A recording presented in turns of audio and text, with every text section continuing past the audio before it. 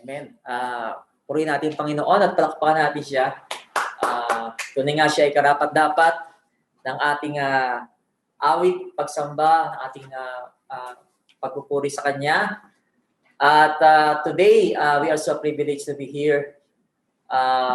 Medyo may adjustment lang na nangyari. And we are not surprised kasi nga, nakita natin kung ano nangyayari ngayon sa mga balita. And of course, God is leading us, protecting us. At nilalagay niya tayo doon sa tama. Amen? Para hindi tayo mapinsala o para tayo hindi, hallelujah, magkamali. At we thank God for that. Yung Holy Spirit niya is there to, plano ng Panginoon sa atin is a life of peace. Iba not to harm us and to give us a future and a hope. So today, continue po tayo sa ating mga pag-aaral. Okay lang po ba yung sound?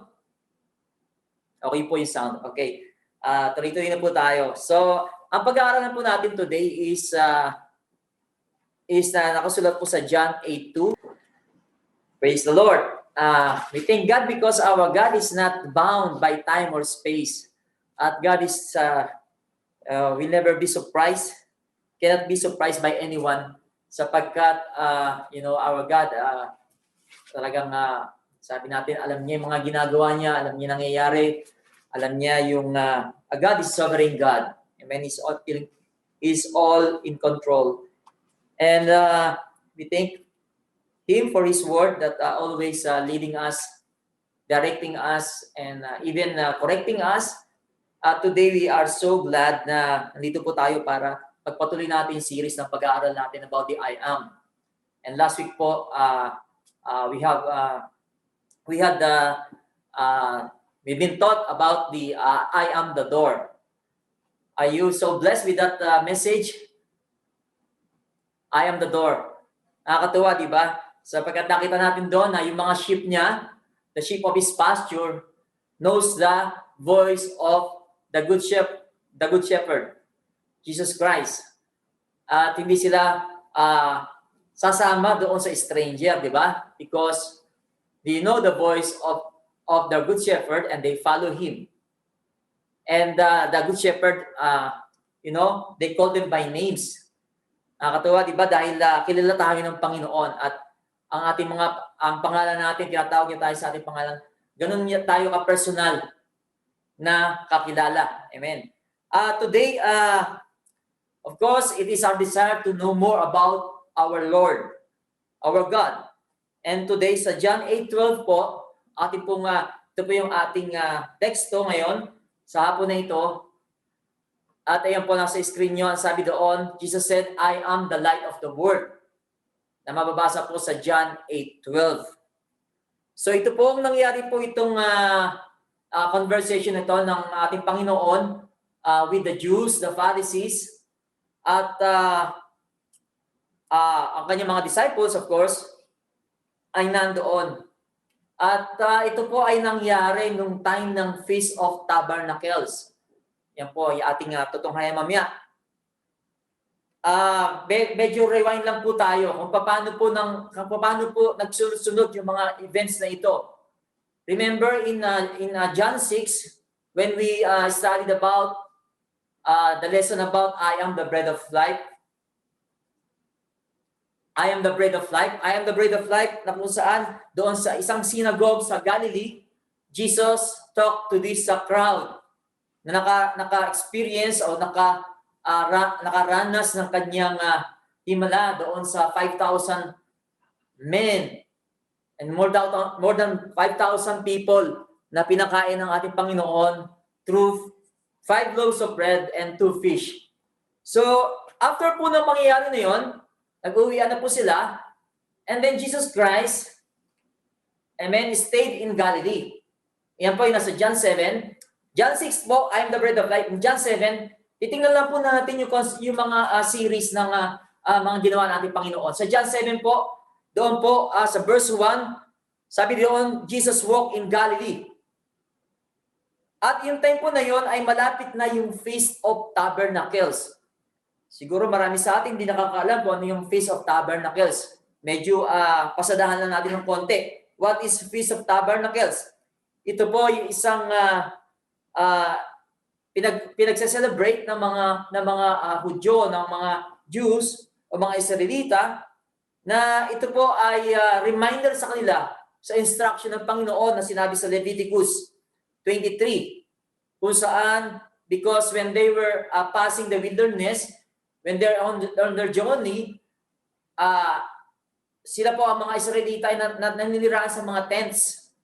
Okay? Wala po sila ng sariling bahay, kundi pilgrimage po sila, pilgrim sila, at mga temporary shelter po ang kanilang tinitirahan, mga tent. So kaya ito po ay isang reminder sa kanila ng kanilang mga ninuno na nag-travel sa wilderness, at doon sa tent na yon, doon sa kanilang pag-travel na yon, may sinabi ng Panginoon na ito ay celebrate ninyo. So yun po nangyayari na ito pong Feast of Tabernacles, actually hanggang ngayon, sineselebrate ito sa land of Israel. Sineselebrate ang Feast of Tabernacles. And if I'm not mistaken, it is during the month of January. Sineselebrate ito 7 days. It will last for 7 days ang festival na ito. At dito po sa binasa po natin si John 7, nakita po natin si Jesus Christ, na siya rin po nag-celebrate ito. Amen. When he was here on this earth, amen, siya ay umaattend ng ganitong festival because this is an instruction from the Lord. And of course, hindi lang yun, kundi meron siyang purpose kung bakit siya nagpunta dito sa Feast of Tabernacles na yun. At yun ang pag-uusapan natin. Amen. Gusto natin makita yung konteksto kung bakit siya sinabi yung I am the light of the world. Una sa lahat, ito pong Feast of Tabernacles, one of the ceremony during this feast is may tinatawag na water ceremony. Water ceremony sa John 8, kung saan ang isang priest ay kukuha siya ng water, amen, sisilan at lalagyan niya ito ng tubig, at from the pool of Siloam. Pool of Siloam, ito po isang pool, isa sa mga pool doon sa temple, sa loob ng temple. Kukuha siya ng tubig doon at ilalagay niya doon, amen, ipupur niya ito sa altar doon sa temple. Bakit? Kasi po yung pouring out of water signifies or express Israel's hope for an abundant rain. Okay? And abundant harvest, of course. Na mag-produce ng abundant harvest. So yun po ang reminder sa kanila na kung saan kaya nila ginagawa ang ceremony na to ay sila ay nananalangin sa Diyos ng isang hallelujah. Alam natin to, Middle East, di ba? Bihira ang pag-ulan dito. Amen. So sila ay nananalangin na hindi magkaroon ng tagtuyot, kundi magkaroon ng abundant rain para magkaroon ng abundant harvest. At noong time ni Jesus, alam po natin, sila po ay ruled by Roman government. And because of that, hindi lamang po masabi nating a physical rain ang kanilang hinihiling, a physical abundance of water. Kundi sapagkat because of that situation, nakita natin, sila ay very dry. Very dry. Sila ay nag-hope, amen, ng isang miracle from God na sila ay ma-deliver from that dryness, from that destitute situation. So, yung time ni Jesus yung moment ng peace na yun na kung saan sila nagka-cry. Amen, not just for physical rain, but of course, they are desperately crying to God. Amen, for a spiritual rain, spiritual revival, amen, sa kanila. Kaya nga sinabi ni Jesus sa John 7:37, amen, sa John 7:37, sabi, if on the last day, that great day of feast, Jesus stood and cried out saying, if anyone thirsts, let him come to me and drink. He who believes in me, as the scripture has said, out of his heart will flow rivers of living water. And says in 39, but he spoke concerning the Spirit, those believing in him will receive. For the Holy Spirit was what? Was not yet given because Jesus was not yet glorified. So napakahalaga po. Nang pumunta po siya dito sa feast na ito, nagkaroon po siya ng discourse with these Jews. And of course, because it is festival, ang mga umaten po ron ay mga Jews from not only inside Israel, kundi mga Jews na from very far land or very far country, nagpupunta sila when this Feast of Tabernacles is going to celebrate. Nagdadako sila doon sa temple. Amen? At maraming tao during that time. And Jesus was in discourse with these people. Natandaan nyo sa John 6, di ba? Hindi maganda naging pag-uusap ng ating Panginoon tsaka yung mga Jews. Di ba? Na kung saan sila ay na-confuse, na-perplex sila sa sinabi ni Lord na I am the bread of life. And then John 7, nung pumunta siya doon, isa sa sinabi ni Jesus sa John 7, amen, sa John 7:23, ang sabi niya doon, bakit kayo ay galit sa akin? Why you are angry with me? Is it because I made a man completely what? Whole? Well on the Sabbath? John 7:23. Are you angry with me because I made man completely well on the Sabbath? Kasi po sa John 5 naman, amen, kung nyo pong nasusundan ng istorya, John 5, ito po yung kung saan ang Panginoon Kristo ay nagpagaling ng isang lumpo. Isang lumpo na kung saan, nung time na yon ay naghihintay siya ng pagkilos ng tubig doon sa pool of Bethesda. Okay, Bethesda. Isa sa mga pool doon sa loob ng temple. And this Bethesda, to make the story short, ito pong lumpo na to ay pinagaling ng ating Panginoon. Itong paralitiko na to ay pinagaling ng Panginoon. Kaya ito yung tanong niya, nagagalit ba kayo sa akin dahil pinagaling ko ang taong ito nung time ng Sabat? Amen? Nung time ng Sabat. At ano sabi ng Panginoon? Amen? Sa 23. Sabi niya sa 24, do not judge according to appearance, but judge with righteous judgment. Kasi dinadjust nila ang Panginoon, bakit ka nagpapagaling ng Sabat? Hindi nyo ba alam na pag Sabat, hindi ka dapat kumikilos? At isa doon ay hindi ka dapat nagbubuhat ng iyong banig, ng iyong higaan. Sapagkat nakita nila yung paralitiko niya, yung buhat-buhat niya yung kanyang higaan. At sabi ng Panginoon, amen, huwag kayong mag-judge doon sa appearance because they are judging according to the law. Hindi na nakikita yung tunay na intensyon ng Diyos. At ang intensyon niya, of course, ay para magkaroon ng kagalingan ang isang kaluluwa, ang isang tao. Okay? Sabi nga niya, di ba mahalaga sa inyo ang inyong mga baka, ang inyong mga ox? Pagkaaraw ng Sabat, kung siya mahulog sa isang hukay, ililigtas niyo siya kahit Sabat. Lalo na ang taong ito, di ba, nangangailangan ng kaligtasan, nangangailangan ng kagalingan. Bakit sila nagagalit? Amen, ang Panginoon ay nagpapagaling nung time ng Sabat. Ganun po kasi naging extreme ang kanila pong pagsunod sa batas ng Sabat, the law of Sabat. So yun po nangyari at after nun, hindi na naman po naging maganda. Natapos po yung feast. 7 days, yung last day na yun, sila ng Panginoon, out of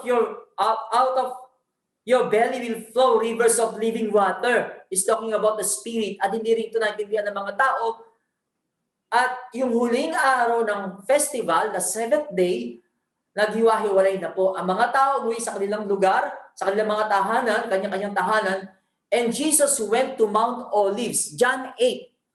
Jesus went to Mount Olives. And guess what? Ano kaya ginawa ni Jesus sa Mount of Olives? Of course, siya po ay nagpunta ron para manalangin sa kanyang Ama. Amen? Matapos ang nakakapagod na festival, amen, ang Panginoon ay hindi nakakalimot na siya ay makipag face-to-face sa kanyang Ama. Manalangin. So tayo po, yun po tinuturo sa atin ng Biblia. Na minsan po naging excuses natin sa buhay natin na wala akong time kasi mag-pray kasi pagod ako. Amen. Pinapakita ng Panginoon na kung tayo po ay tunay nga na nagkasaliksik sa Diyos. Amen. Sabi nga, the joy of the Lord is our strength. When we have that kind of joy, hallelujah, ang kapaguran sa atin nawawalan ng puwang. Di po ba? Kaya po napakasarap sapagkat pag sinasaliksik natin ng Panginoon, nandun talaga ang kalakasan. Amen. Nandun yung excitement. Nandun yung energy natin to seek the Lord. At ganun po ang Panginoon Kristo. Amen. Bakit po sinulat yan? Para ituro sa atin. Bigyan tayo ng magandang halimbawa kung paano tayo dapat lumalapit sa ating Diyos. And that's the eighth day. At the next, yun po yung seventh evening, o yung seventh day, yung evening na yon. And the next morning, the eighth day, bumalik uli ang Panginoon saan? Doon sa temple. Okay? Sa temple. Bumalik uli ang Panginoon sa temple. At alam natin ang nangyari sa istorya. Ang Panginoon po, nung dumating na naman sa temple, nagdatingan ng mga tao, amen, pinalagiran na naman siya ng tao sapagkat ang mga tao ito, uhaw sila. Sapagkat hindi lamang po uhaw sila sa tubig, amen, kundi uhaw din sila sa mga salita ng Diyos. Sapagkat during that time, alam po natin mga Pariseo, amen, ang mga tinuturo nila ay masyadong judgmental. Ang tinuturo ng mga Pariseo ay extremist about the law of Moses. Amen. Ang tao naghahanap ng ibang makakaing spiritual. At nung makita ng Panginoon, sila ay nagpuntahan sa ating Panginoon Kristo upang makinig. Of course, ang Panginoon, isipin niyo wala siyang kapahingahan, di ba? Pero hindi siya napapagod. At tinuruan niya ang mga taong ito. Siya na naman ay nag-preach. And habang siya nag-preach, dumating ang mga Pariseo, dumating ang mga Hudyo, na sino ang kasama? Adulteress. Amen? Adulteress. At itong adulteress na to, sa chapter 8, sabi doon, the scribes and Pharisees brought to him a woman caught in adultery. And when they had set her in the midst, they said to him, Teacher, this woman was caught in adultery in the very act. Anong tawag nila kay Jesus? Teacher. Amen. Guro. Kasama ang mga scribes, ang Pharisees. Bakit nila ginawa yun? Bakit sila nagdala para testingin ang Panginoon Kristo kung anong gagawin niya? At binato nila sa Panginoon Kristo ang nalalaman nila about the law. Sabi, now Moses in the law commanded us that such should be stoned. But what do you say? This they said, testing him, and they might have something of which to accuse him. But Jesus stooped down and wrote on the ground with his finger as though he did not hear. Okay, kung titignan niyo sa verse 20 ng John 8, ito po ay nangyari sa loob ng temple na tinatawag na women's court.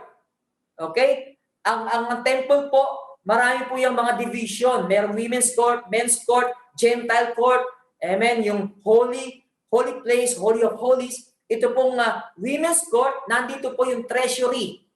Yung treasury na tinatawag. At doon, nandun ang Panginoon Kristo. Ito pong women's court, bakit po siya tinawag na women's court? Kasi po dito ay masabi natin na mga women ay allowed, appointed, na ito pong court na to, dito sila nagpupunta. Amen. Pero pwede rin pong mag-mix, yung mix na men and women pumunta ron. Okay? Ang nangyari po, nung nandun pa ng Kristo, nagtuturo sa mga tao, dinala itong nahuli nilang babae caught in adultery. And they continued, sabi dito, so when they continued asking him, he raised himself and said to him, He who is without sin among you, let him throw a stone at her first. And again he stooped down and wrote on the ground. Then those who heard it, being convicted by their conscience, went out one by one, beginning with the oldest, even to the last. And when Jesus was left alone, the woman standing in the midst, when Jesus had raised himself up and saw no one but the woman, he said to her, Woman, where are those accusers of yours? Has no one condemned you? She said, No one, Lord. And Jesus said to her, Neither so do I condemn you. Go and sin no more. Okay, tuloy natin yung kwento, no? Kaya na po natin pinag-aaralan to para po makuha natin konteksto. At ito po 11, ito po yung teksto natin sumunod. Noong nangyari po ito, sinabi ni Jesus, amen, I am the light of the world. He who follows me shall not walk in darkness, but have the light of life. Kung titingnan niyo, parang ano ba yung konteksto? Bakit niya sinabi to? Light. Adulterous yung nahuli. Amen. Of course, napakaganda po ng mensahe ito sapagkat dito natin malalaman kung bakit ginamit ni Jesus ang light. Amen. As a metaphor ng kanyang deity na tinatawag, ng pagiging Diyos niya. Bakit sinabing, I am the light of the world? I am the light of the world. And he who follows me shall not walk in darkness, but have the light of life. Ang pangalawa pong ceremony actually sa temple, meron pa siyang pangalawang ceremony dyan. Una po yung water ceremony. During the feast po, meron pong tinatawag ng ceremony about illuminating the temple. Okay, illuminating the temple. At dito po sa temple na ito, amen, alam po natin may mga tinatawag na mga candlestick. At dito sa women's court na to, nandito po yung mataas na tinatawag na nag-illuminate, amen, dito sa temple. Okay? At nandito po yan sa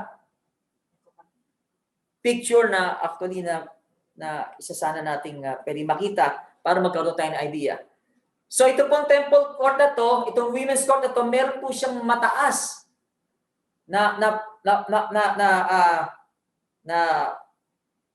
kung saan ay parang torch. Amen, torch. Nakasan dalawa siya. At ito po, during the feast, ito po ay binubuksan. So sobrang taas po niya, pagka po siya nabuksan na, ito po ay pinapaandar ng oil. Pagka nabuksan na po siya, makita mo, may illuminate maging ang buong city. Amen? Buong city. Ganun po kataas yun, at ganun kaganda yung light na yun na binibigay ng tower na ito. Amen? At of course, bakit nila ginagawa ito? Sapagkat to commemorate them na nung sila ay naglalakbay, sila ay ginabayan ng Panginoon na tinatawag na pillar of fire. Para sa gabi, meron silang ilawan, meron silang liwanag. Amen, sa kanilang paglalakbay sa gabi. Nakuha ba natin? Kaya po nasabi ni Jesus, I am the light of the world is something na gusto niya rin sabihin dito. Amen. Na kung saan sinasabi niya na siya yung liwanag ng mundo. Ba't niya kaya hindi sinabing liwanag ng earth o liwanag ng heaven? Of course, heaven niya, wala namang darkness doon, di ba? Wala namang darkness sa heaven. At yung earth, sabi natin yung physical light dito sa earth ay yung sun sa umaga at sa gabi naman yung buwan. Of course, word means yung word. Yung word natin, yung word na kung saan, ito po yung picture, amen? Na tinatawag na yung pillar. Actually, ang tawag dito ay menorah. Giant menorah. Ito po. Amen? Giant menorah. Praise the Lord. Iyon po ay pinapaningas during this festival. So, bakit po of course, yung light of the world. Bakit ba word? Bakit sinabing light of the world? Because word also represents, masabi natin, yung tinatawag na sistema ng mundo. Amen? Sistema ng mundo. At yung ideas ng mundo. Na masabi natin, pag tinignan natin ang mundo, the Bible says, ang mundo ay taliwas. Amen. Sa mga naisin ng Diyos.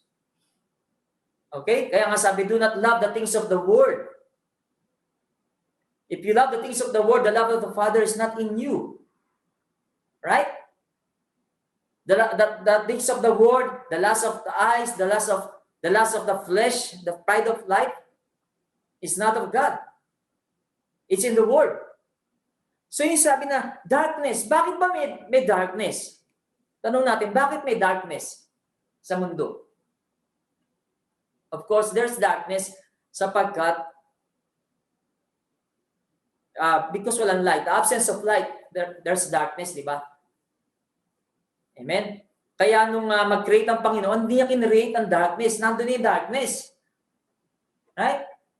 Kaya nga kinreate niya yung light. At nung magkaroon ng light, na-divide yung light tsaka darkness.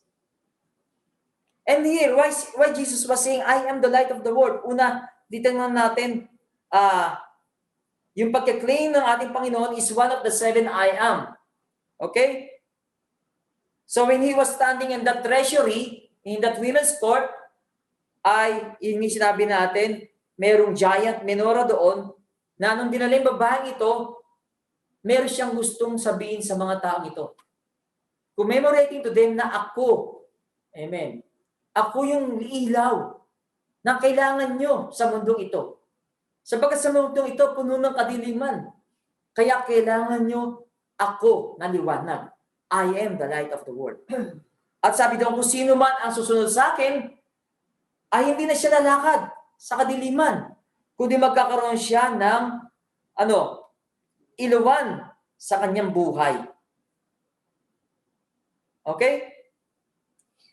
So, nasabi ng Panginoon ito, andun agad yung mga Pharisee na sinabi ng I am the light of the world. Kasi pag sinabing I am nga, di ba? Pinag-aralan po natin yan.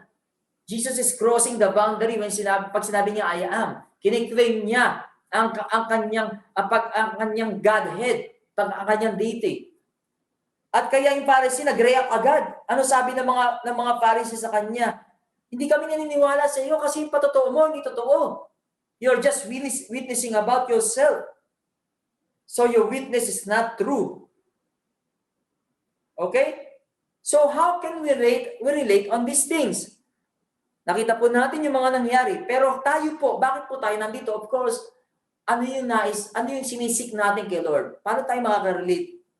First of all, ano ba yung purpose ng light? At bakit si Jesus, yun yung claim niya, I am the light of the world. At titingnan natin dito, una sa lahat, nung ma-upset ang mga Pharisees, at hindi na Pharisees, marami doon, na-upset sa kanya, sinabing, I am the light of the world. Parang in-spoil mo yung celebration. Amen. Kay ganda-ganda ng ilawan na ito na aming inihanda. Amen. Na nag-iilaw. Halos sa buong lungsod. Tapos sasabihin ko yung light of the world. Okay? Imagine. And they were upset. Tingnan natin sa John 1:10-11. Why many people, amen, doesn't believe Jesus as the light of the world. Sabi dito sa John 1:9-11, that was the true light. Dito po sa NKJV version, yung light po rito ay capital letter. Sapagkat sa previous verse, amen, sinabi rito na si John the Baptist, hindi siya yung tunay na liwanag. Hindi siya yung tunay na liwanag. Ang sabi si Jesus ang tunay na liwanag. Sabi, He was the true light, which gives light to every man coming to the world. He was in the world, and the world was made through Him, and the world did not know Him. He came to His own, and His own did not receive Him. Ang kanyang mga kapwa, mga Israelita, amen, hindi siya kinilala. Hindi siya tinanggap. Ang sabi diyan, the true light gives light to every man coming into the world. Siya nagbibigay ng liwanag. Tingnan po natin. Nakikita po natin sa paligid natin. I don't know if you know much about nocturnal animals. Nocturnal animals. Ito po mga nocturnal animals, sila po yung mga active sa gabi, di ba? Active sa gabi. At sa araw naman, doon sila natutulog. Tulad po ng panike, tulad ng ng owl, mga kwago, and tayo po, ang mga tao, kinreate tayo ni Lord as diurnal. Kabalik lang po ito ng nocturnal. Tayo po diurnal tayo. Tayo po active sa umaga, sa araw, at sa gabi tayo natutulog. Yun po yung pagkakakreate sa atin. Okay? So ito po mga hayop na to, of course, may mga reason kung bakit sila sa gabi, amen, gising, maaaring sila ay umiiwas sa mga predator, at sa gabi rin sila, masasabi natin siguro maaaring sa mga disyerto, di ba, marami diyang mga nocturnal animals, umiiwas sila sa napakainit na sikat ng araw. And for some of them is talagang they spend their whole life. Amen. Hallelujah. Active at night and at day they are resting. Okay? And kung mapapansin nyo, yung mga nocturnal animals, malalaking mata nila, di ba? Kasi na-adapt nila. Yung mata nila, nag-adjust yan. Amen. Na kung saan kailangan malaking mata nila para pagka kailangan nila ng light, yung mata na yun, nag-absorb ng light yun para magamit nila sa gabi. Okay? Ganon sila, na-adapt na nila, na-confirm na nila ang kanilang buhay sa ganong kondisyon. Amen. Hallelujah. Ganon ang kondisyon nila. Praise the Lord. Kaya nga kapag ang bat or yung owl ay dinala mo sa ginising mo at may liwanag sa umaga, masabi nila masisilo sila, di ba? Hindi sila magiging komportable sa araw o sa liwanag. Sabi rito sa John 3:16. Alam po natin John 3:16, di ba? At karamihan sa atin, kabisado niya, for God so loved the world that He gave His only begotten Son, that whoever believes in Him shall not perish, but have what? Everlasting life. Pero binabasa ba natin yung 17 hanggang 21? Pagbabasahin po natin yung 17 hanggang 21, amen, ng John 3, ang sabi diyan, sa verse 17, for God did not send His Son into the world to condemn the world, but that the world through Him might be saved. Kita natin ang word talagang nasa nandun siya sa destruction, di ba? Kailangan niya ng kaligtasan. Kailangan niyang baguhin. Kailangan niya ng deliverance. Sabi dito, he who believes in Him is not condemned, but he who does not believe is condemned already because he has not believed in the name of the only begotten Son of God. Verse 18, yun daw po ang condemnation. Amen. Kapag nananampalataya tayo sa anak ng Diyos, sa nag-iisang anak ng Diyos, na si Jesucristo, sabi hindi na tayo condemned. We are not condemned. At ito yung condemnation, sabi sa verse 19, ito yung condemnation.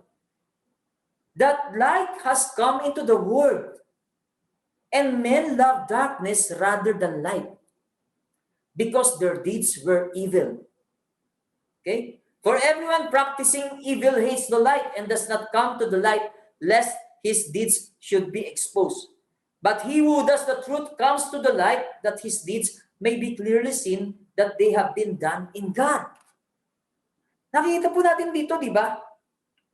Hallelujah. Na ang lahat ng gumagawa ng masama, everyone who does evil, ano sabi dito? Hates the light and will not come to light. Why? For fear that his deeds will be exposed. Yung kanyang mga gawa ay may expose. Kaya nakikita natin sa paligid natin, kapag kagabi, nandiyan ang maraming krimen. Kasi iniisip ng mga kriminal, sa gabi sila pwedeng magtago. Sa gabi sila pwedeng magnakaw. Sa gabi sila pwedeng gumawa ng mga karumal-dumal, amen, na gawain sa buhay nila. Nandiyan maraming mga nagtatago sa dilim para gawin ang isang malalaswang gawain. Amen. Kasi ayaw nilang ma-expose. Ibig sabihin, ayaw nilang isurrender ang kanilang buhay. Amen, sa ating Panginoon. Sa light. ayaw na ma-expose. Parang katulad yan ng ganito eh. Di ba ito sinabi ng Panginoon, ito yung light.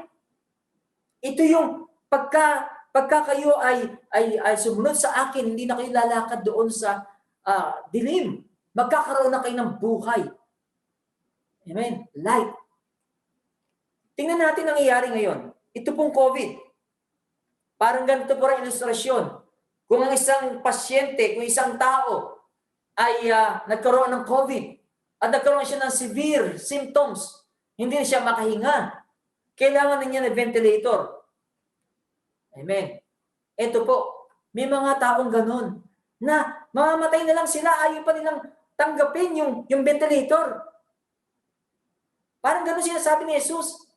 Ito na yung kaligtasan mo, pero ayaw mong tanggapin. Marami nagre-reject pa rin. Amen, sinaalok ng ating Panginoon.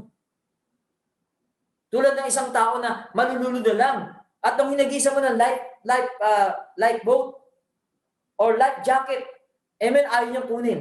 At gusto na lang niya malunod siya. Parang isang tao na gutom na. Amen, hinang-hina na at kailangan niya ng pagkain. Amen, nang binibigyan ng pagkain, ayaw kainin yung pagkain. Okay? Iyon ang nangyayari sa maraming tao. Katulad na isang tao na kung saan, ando na siguro napakarami na niyang utang pinansyal. At mayroong isang tutulong sa kanya. Ito, ang financial assistance ko. Ayaw pa rin nila tanggapin. Ganun po ang maraming tao.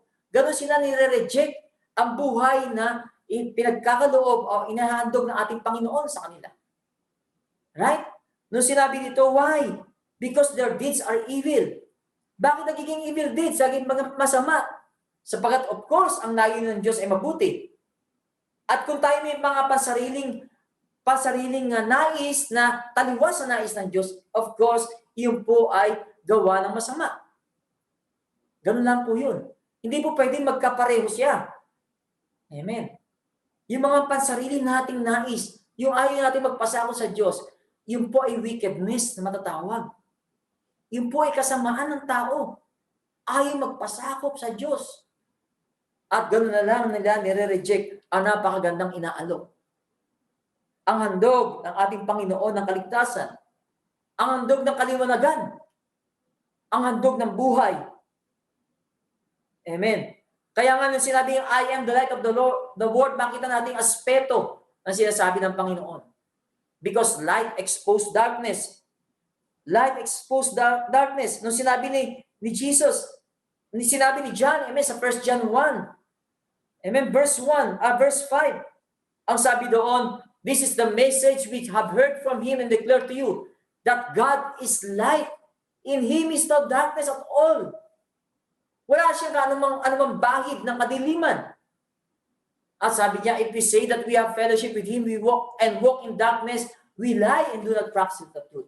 Hindi pwedeng mag-merge, hindi pwedeng magkaroon ng asosasyon ang light at darkness. Amen. Kung light ka, light. Kung darkness, darkness. Hindi po natin pwede sabihin, Christian ka. Tapos sasabihin mo, tapos yung kaliwa mo, yung kanang paa mo, Christian, yung kaliwang paa mo, andun ka sa mundo. Hindi pwede. There's no fellowship between them. Okay? Because God is light. He's perfect. There's no darkness in Him. But if we walk in the light as He is in the light, we have fellowship with one another. And the blood of Jesus Christ, His Son, cleanses us from all sin. Nire-remind lang po tayo dito ng salita ng Panginoon na tayo po, hindi na po tayo anak ng kadiliman. Nung tanggapin natin ng Panginoon ng buong puso, amen, tayo ay tinawag na niya bilang mga anak ng liwanag. Okay? Ano pa sinabi? Light exposed darkness. Sabi yun nga binasa natin kanina, John 3. For everyone practicing evil hates the light. To expose. Amen. To expose yung evil. So hindi naman po sa mga unbeliever. Yes, we thank God because before we were in darkness, but now we are in the marvelous light of God.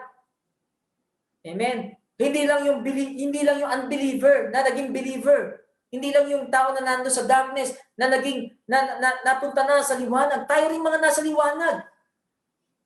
Amen. When the light comes to us, and we are doing something, amen, in a hidden things of darkness sa buhay natin. Kikita nyo kapag tayo nakikinig ng salita ng Diyos, pag tayo nagbabasa ng salita ng Diyos, suddenly, bigla na tayo makonvict sa ating mga ginagawa. Yun po yung liwanag ng Diyos sa atin. Kung natatandaan nyo si Peter nung unang kinatagpo ng Panginoon, tinawag si Peter. Sabi ni Peter, wala kaming mahuli. Buong magdamag kami ng isda, wala kami nahuli. Pero sinabi ng Panginoon Jesucristo, hindi, tayo pumunta doon sa deep. Let us launch into the deep. At ano po nangyari? Miracle, nakita ni Peter ang miracle. Amen. Multitude of fish ang nahuli nila. At nung makita ni Jesus, ni Peter, ang light na yun, ano sabi niya kay Jesus? Sa Luke 5. Ano sabi ni Peter? Sabi ni Peter sa Panginoon Jesucristo, he fell down to Jesus. At Jesus, amen, lumuhod siya kay Jesus at sinabi niya, depart from me, for I am a sinful man, O Lord. Di po ba? Kung paano na-expose ng evil, yung kasalanan ni Peter, nakita niya ang kanyang kadiliman, ang kanyang buhay. Because he was exposed in the light. Jesus was there. Amen? At iyon nga nangyari, nakita niya ang kanyang, hallelujah, mga kasalanan.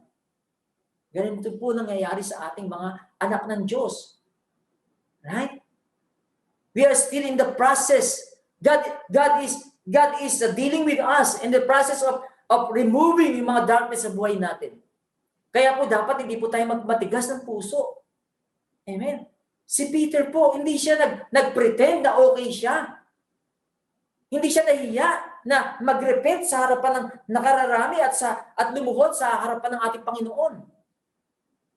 Sapagkat ilan po ang napakagandang step na dapat na magagawa natin kapag ka po tayo ay ini-expose ng ating Diyos ang ating mga kadiliman. Amen. Wag na po tayong magpabukas pa. Wag na po tayong mag-isip pa na saka na lang ako mag-repent. Kailangan ora mismo nandoon na tayo magbalik loob sa ating Panginoon at humingi ng kapatawaran sa Kanya. Because our God is a merciful God. At yun ang ginagawa ng light sa atin.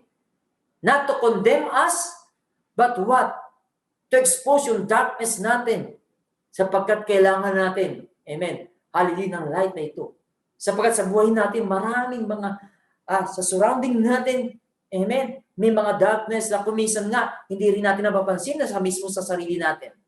Pero yung Spirit of the Lord will tell us, amen. Kaya nga sabi, he who dwells in the secret place of the Most High shall abide under the shadow of the Almighty. Napakasarap po na tayo nag-a-abide sa Kanyang presensya. Amen. Hallelujah. Napakasarap po na tayo ay laging, amen, nakikinig sa Kanya, sa Kanyang mga salita, sa panalangin, sapagkat dito ginagamit ng Panginoon para tayo ay baguhin at alisin ang mga makadiliman sa buhay natin. Ano pa ang importanteng makikita natin sa sinabi ng Panginoon sa John 8:12 na ating binasa? Sinabi dito, light is always connected with life. Di ba? Light is always connected with life. Yung binasa po natin sa John 8. Sabi, Jesus spoke to them, I am the light of the world. He who follows me shall not walk in darkness, but have the light of life. Okay? Lagi yung connected. Ang life po lagi connected. Ang light connected sa life. At ang darkness po lagi yung nakakonekta sa death. Amen? Nakita po natin.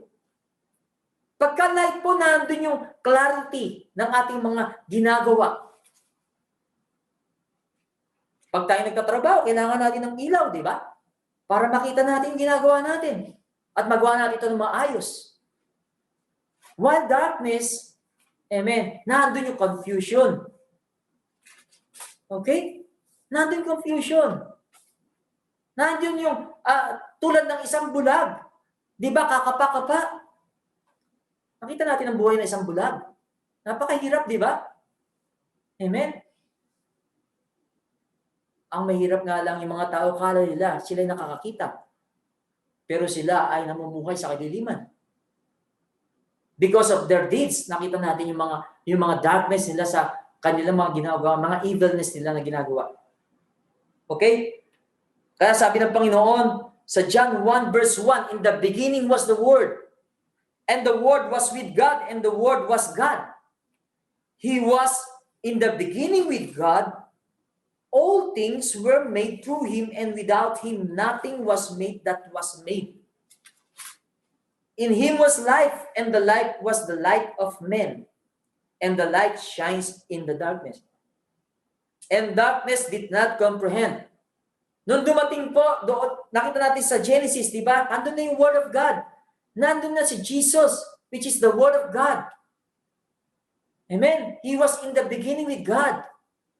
Si Jesus po, hindi po siya creation, hindi po siya kinreate ng Diyos, sapagkat siya po ay mismo, amen, ay member ng Triunion God. Napakalinaw po sinabi dito, all things were made through Him. Without Him, nothing was made that was made. He is also called the Creator. Amen? Kung wala siya, walang malilikha. At sabi yun, in Him was life. And the life was the light of men.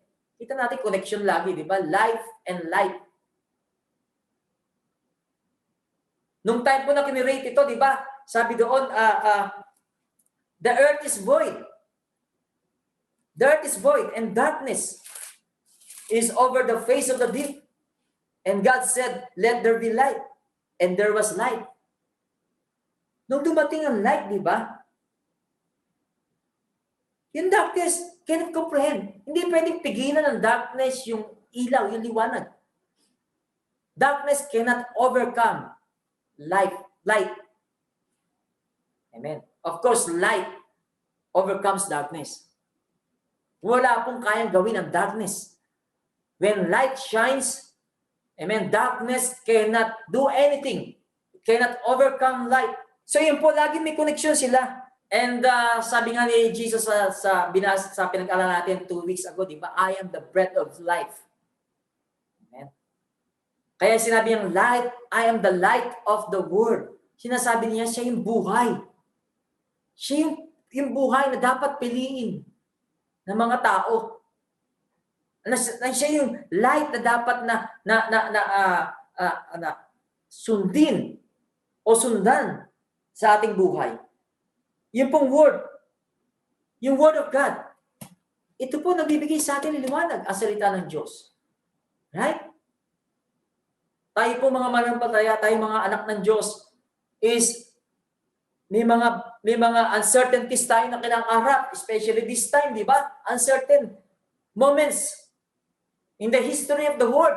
Hindi na po makakalimutan itong pangyayari na ito.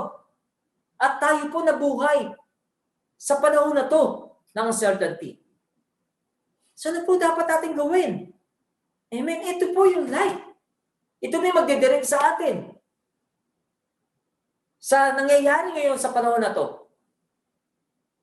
Praise the Lord. Iluhog lang natin sa Kanya, i-surrender natin sa Kanya.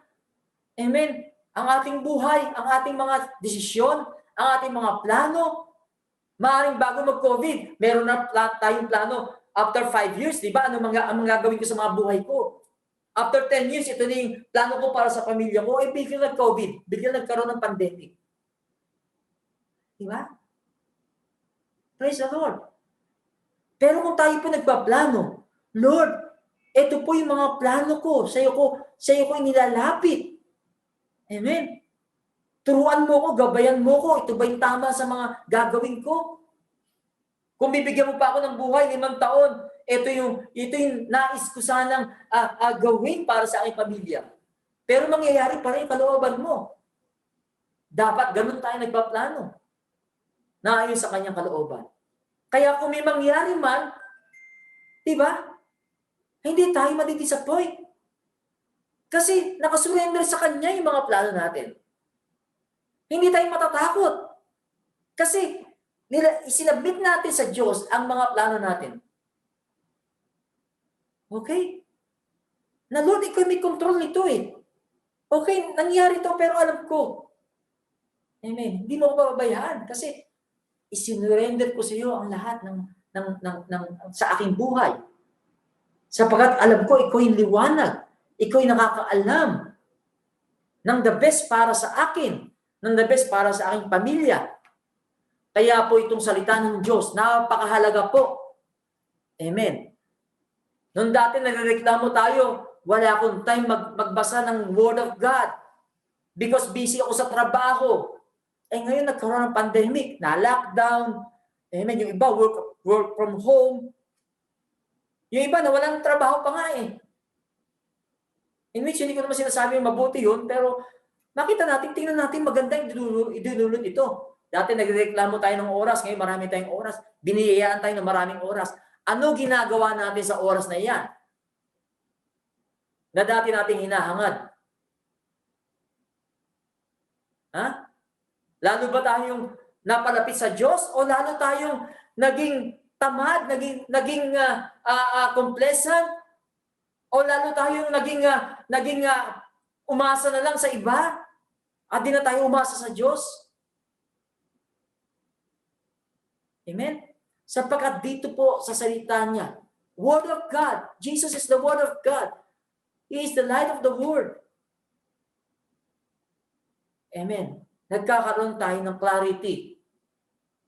Ang sabi pa nga ng Diyos, nung si Abraham ay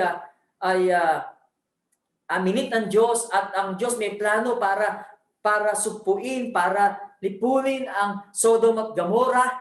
Sabi, can we hide this to Abraham? No, we will not hide this from Abraham. Inihayag ng Diyos yung mga plano niya kay Abraham. Amen. Sa pagganon tayo ino-honor ng Diyos. Maging yung mga naisin niya, sinasabi niya sa atin. Amen. Yung mangyayari dito sa pandemic na to. Amen. Sa tingin niyo ba, kung tayo magsasaliksik at buong puso magtatanong sa Panginoon, hindi niya ihayag sa atin mga plano niya. Ihayag niya sa atin, i-reveal niya sa atin yun. Okay? Ganon tayo na mga anak ng Diyos. Ganon tayo sa Kanya. Kaya sabi sa Psalms 119:105, Thy word is a lamp to my feet and the light unto my path. Yun yung sinabi niya. Sinasabi lang ng Panginoon na tayo na mga manlalakbay dito sa mundong ito, kailangan natin ng liwanag. Sapagkat sa mundong ito, puno ng kadiliman.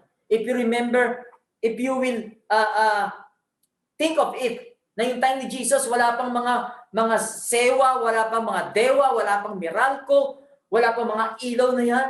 Gumagamit lang sila ng sulo at para sa kanila napakahalaga ng ilawan na yun. Sapagkat napakadilim ng kanilang dinadaanan. Masulak. Amen. Ang daanan nila. Kaya kailangan nila ng liwanag magtatanglaw sa kanilang daanan. Ganun po kahalaga sa kanila. Amen. So tayo po, ganun kahalaga sa atin ang liwanag. Ang kanyang salita na ilawan sa ating mga paa. Amen. Lampara sa ating mga paa at ilawan sa ating mga lalakaran. Hindi tayo tumitingin lang sa liwanag, kundi tayo lumalakad sa liwanag. Magkaiba po yun. Okay? Hindi po nalaman lang natin may liwanag, pero hindi tayo naglalakad sa liwanag. Kailangan po tayo maglakad sa liwanag. Okay? So ano pa ang pangatlo natin makikita rito? Amen. Kanina po, it is connected with light. Ano pa yung pangatlo na mahalaga rin na malaman natin what is light? Light reforms us. Amen. Light reforms. Ano ba yung reform? Ibig sabihin, ito yung nire-refine tayo, kinokorek tayo ng light. Yung light ay masasabi natin, itong tumutulong sa atin. Amen. To purify us. Pag sinabing refine, reform, pinupurify tayo, dinadalisay tayo ng liwanag. Okay? Dinadalisay tayo ng liwanag. Sabi nga sa 1 Peter 2:9-10, tingnan natin yung kondisyon dati ng isang nasa kadiliman at ngayon ay nasa liwanag. Sabi sa 1 Peter 2:9-10, you are a chosen generation, a royal priesthood, a holy nation, His own special people, that you may proclaim the praises of Him who called you out of darkness into His marvelous light. Who were not a people, but now are now the people of God. Who had not obtained mercy, but now have obtained mercy. Amazing. Praise the Lord. Amen. Tingnan nyo tayo ngayon ay, ano sabi doon? Peculiar people. Chosen generation. Wow. Amen. Mga kapatid, wag po tayo magmuk sa isang sulok. Ano na nangyayari sa akin? Takot na takot tayo, nag-worry tayo. Samantalang sinasabi dito, magalak ka, you are a chosen generation, a royal priesthood. Pinili tayo, a holy nation. Sabi, His own special people. Para ano? Amen. Life purifies us. Dati tayo ay ano? Tayo ay hindi tayo mamamayan ng Diyos. Pero ngayon mamamayan na tayo ng Diyos. Dati tayo, hindi tayo tumanggap, amen, ng kahabagan. Pero ngayon ay tumatanggap tayo, nakatanggap tayo ng kahabagan. At tayo mga tinawag niya out of darkness into His marvelous light. Ano sabi dito? Proclaim the praises of Jesus, the praises of God. Right? Yung buhay natin. Isang buhay na purified because of light. Isang buhay na ni-reform. Amen? Sabi nga, renewing of mind. Na-renew yung mind natin. Yun po ginagawa ng light sa atin. Amen? In Jesus' name. So kung ano po nung iniwan natin sa 2020, ngayon po 2021, marami pong binabago sa atin ng Diyos. Okay? Because of light. And we thank God. Na even in this time of pandemic, we can have this fellowship, we can have this privilege to hear His word, and every day we have the privilege, amen. Hallelujah. Para masdan natin to gaze on the light, Jesus Christ, at ito'y sa kanyang salita. So ngayon po, what was the light speaks to us today? Nakita po natin halaga niyan. Sinabi yung, I am the light of the world. Paano ito nangungusap sa atin ngayon? Amen, sa panahon na to, sa ating buhay. Una sa lahat, reason to hope. Nagkaroon tayong dahilan. Amen, para patuloy na umasa. Patuloy na sumigla.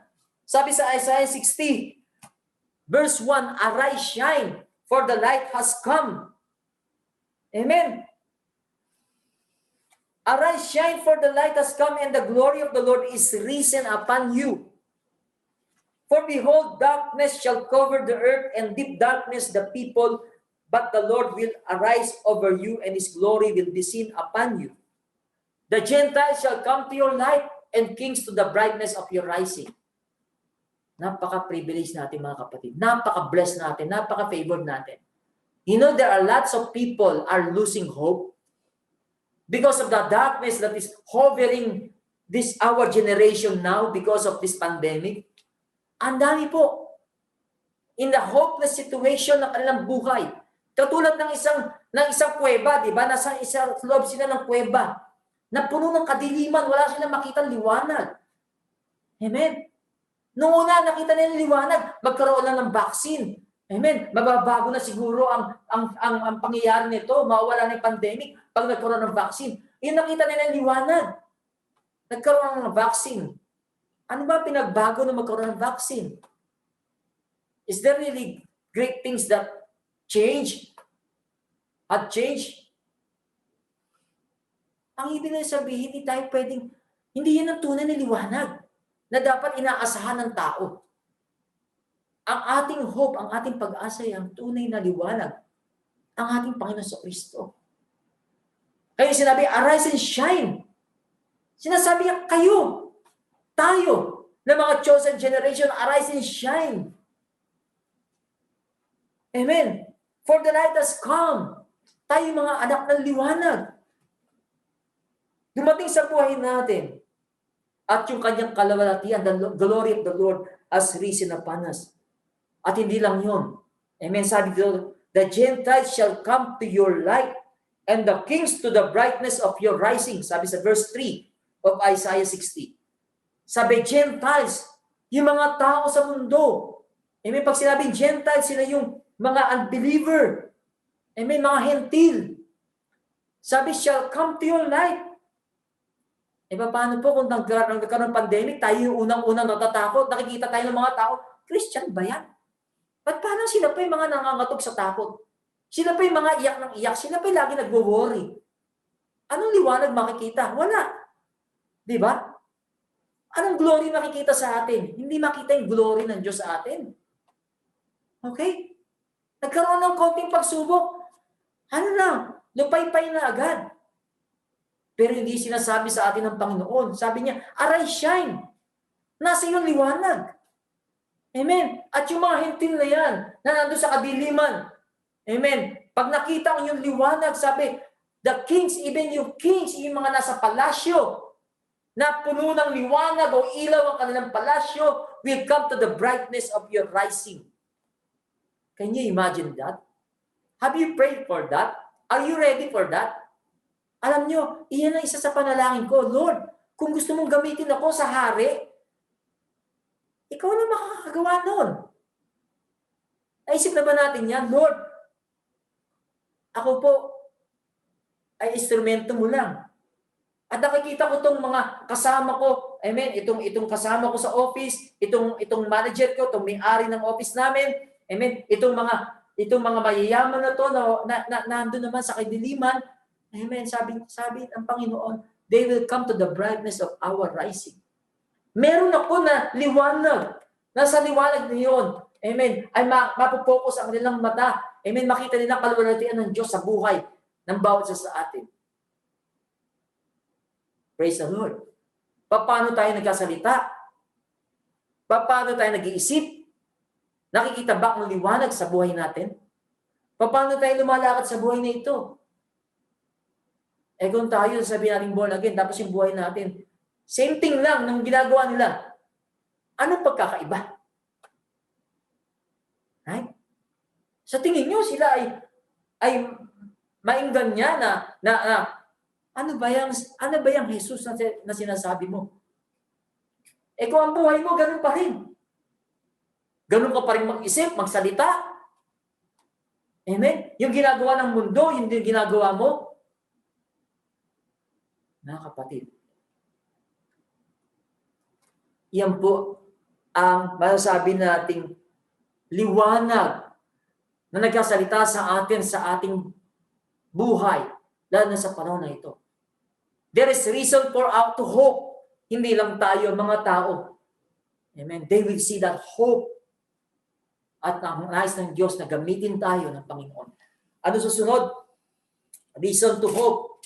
At of course, napakahalaga po. Amen. Sabi, shine as witness of the light. Shine as witness of the light. Ano ang sabi ng Panginoon sa Kristo sa Matthew 5? Matthew 5 verse 14. Ano sabi ng Panginoon sa Kristo? Matthew 5 verse 14. You are the light of the world. Right? Wow! Sa John 8, sabi niya, I am the light of the world. At sabi niya sa John 9, hanggat nandito ako sa mundong ito, I am the light of the world. Sabi niya, hanggat nandito ako sa mundong ito. At of course, ang Panginoon ay bumalik na doon sa harapan ng ating Ama. Sa kanang bahagi ng Ama, nakaupo siya ngayon. At ito sinabi din sa atin, you are the light of the world. A city that is set on a hill cannot be hidden. Nor do they light a lamp and put it under a basket, but on a lampstand. And it gives light to all who are in the house.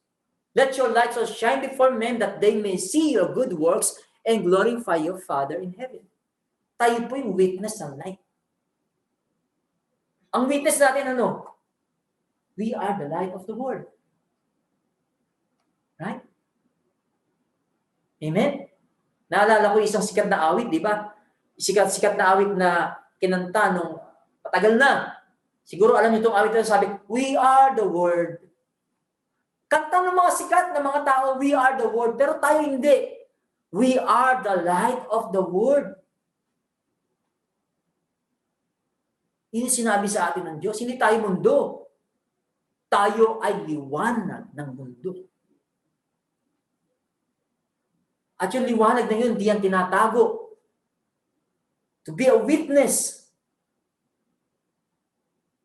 Sabi nga, set, nilagay tayo ng Lord, set on the top of a hill that cannot be hidden. Hindi pwedeng itago. In Jesus' name. Praise the Lord. So yan po yung mga bagay na sinabi ng Panginoon, I am the light of the world. He said to these people, itong adulteress, amen, na kung saan itong adulteress na nahuli sa pangangalunya niya ay namumuhay sa kadiliman. Pero ang nais ng mga Pariseo ay gamitin, amen, yung batas. Sabi dapat yan batuhin. Amen, yun na suot sa batas. Pero sabi nga ni Jesus, I did not condemn. I did not come to the world to condemn the world, but to save the world. At din niya pinakita, ang batas, hallelujah, ay obsolete. Eto, ako yung liwanag. Amen. At nakita natin yung liwanag dito sa babaeng ito na nag-shine sa kanyang buhay. Kasi yung tinanong siya ni Lord, nasaan na yung meron bang nag-condemn sa'yo? Ano sabi niya? No one, Lord. Amen? Sabi niya, no one, Lord. Tinawag niya Lord, si Jesus. Di ba? Sinabi niya, no one, Lord. Yung mga Pharisee nga, mga scribes, ang tawag sa kanya, teacher. Pero nakita natin sa babaeng ito ang tunay na liwanag na nakita niya. Amen. Sa katauhan ng ating Panginoon. Kaya nung sinabi ng Panginoon, neither do I. Hindi kita kinukondena. Pero meron kang dapat gawin. Go. You are free.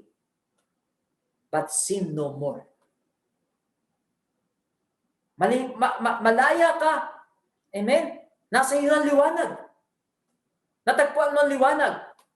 At dahil natagpuan mo ang liwanag, huwag ka nang babalik sa kasalanan. Okay? Amen. Kaya sinabi niya, I am the light of the world. Sabi nga, the law came from through Moses, but grace and truth came, amen, through Jesus Christ. Hindi na tayo nabubuhay sa batas, kundi tayo nabubuhay sa biyaya ng ating Panginoon. Siya yung light of the world.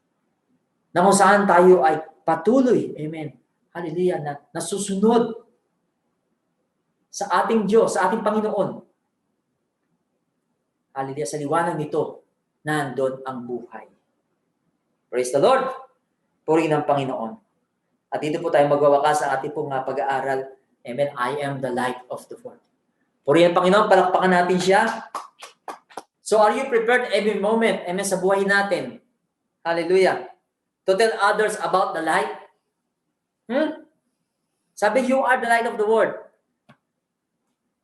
Kasi po yung light, amen, sasabihin natin itong light is, kung ito po ay isang kwarto, halimbawa itong kwarto namin na to, is puro liwanag. Amen. Sobrang liwanag. Doon ba dapat natin gamitin ang lahat ng liwanag natin? Sa kwarto, sa isang lugar na puno ng liwanag? Hindi. Ginagamit po yan, kaya light, para doon sa kadiliman, di po ba? Kaya tayo po, nang sinabi ng Panginoon, you are the light of the world. Prepare natin sarili natin na tayo ay magliwanag doon sa kadiliman. Kasi po maraming mga tao ngayon tulad ng ilustrasyon natin about nocturnal animal, na-adapt na nila, na-conform na nila yung kanilang kondisyon sa kasalanan. Amen. Active na sila sa paggawa ng kasalanan. At tayo po, amen, ay tinawag ng Panginoon. Salamat sapagkat tayo po, ganun din dati. Ang ating buhay, ang kondisyon natin, nakakonform na sa paggawa ng kadiliman, di po ba? Kaya sinabi sa Ephesians 5, you were once darkness, but now you are in the light of the Lord. Hindi na tayo darkness. Tayo ay ilawanan ng ating Panginoon. So, are we ready to tell others about the light? Kaya napakaganda po ng ating pinag-aralan ngayong hapon na ito. Hallelujah. Sapagkat ito po ay hindi po para passively na ating pong tanggapin, kundi maging active tayo. Yung light po kasi active yan. Amen. It needs action. Hindi po na light lang na alam nating may light pero hindi naman natin ginagamit. So, yung conclusion po natin sa ating po mga pinag-aralan, ilan po sa conclusion na pwede po nating pag-aralan pa to further study. Amen. So first, don't take this life for granted.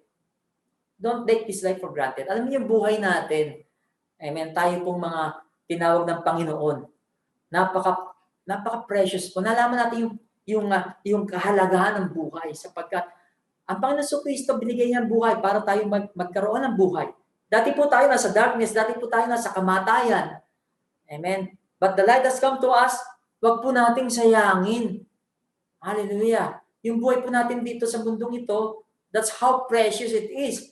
Na bawat araw, gamitin natin buhay natin na to, amen, na makapagbibigay kaluguran sa ating Diyos. Kaya do not take this life for granted. Yung light na ito, do not take it for granted. Ano po yung pangalawa? Amen. Without Jesus, life is full of darkness. Right? Without Jesus, life is full of darkness. So follow Jesus. Follow the light. At magkakaroon tayo ng life. Light of life. Ito po yung pangatlo. Amen. Don't give up. There's always light at the end of the tunnel. Ginamit ko po yung isang quote na yan. Kasi po, maaaring sa buhay po natin, sa mga nangyayari sa atin ngayon, is napakahaba na po ng ating kumbaga, itong tunnel na ito, napakahaba na po nilalakbay natin. Difficulty po ang ating pong mga nilalakad because of, hallelujah, sa mga crisis na nangyayari. Yung iba sa atin nawala ng trabaho, iba sa atin nagkasakit, amen, at yung iba na ospital, yung iba ay nawala ng mahal sa buhay. Don't give up, kapatid. Hallelujah. Habang nabubuhay tayo, amen, maaari ko ngayon ay nagka-travel, amen, inside the dark tunnel. But remember, hallelujah, there is light at the end of the tunnel. Matutulang po tayo maghintay sa ating Panginoon. Amen, in Jesus' name. At gagabayin niya tayo, amen, to overcome ang mga problema, ang mga suliranin, ang mga trials, ating pong mga difficult trials na ating pong hinaharap na to. Amen, in Jesus' name. Palakpakan po natin siya. God bless you all. At salamat sa bawat isa na nagpaunlak ng kanilang mga oras at nag-spend nga ng time today. And thank God for everyone. And continue to pray for one another. Ano man yung mga susunod pa na mangyayari. Amen. Within this week, next month, isurrender na natin kay Lord ang lahat ng ating mga alalahanin at lahat ng ating mga kinakaharap ngayon in Jesus' name. Purihin ang Panginoon. God bless you all.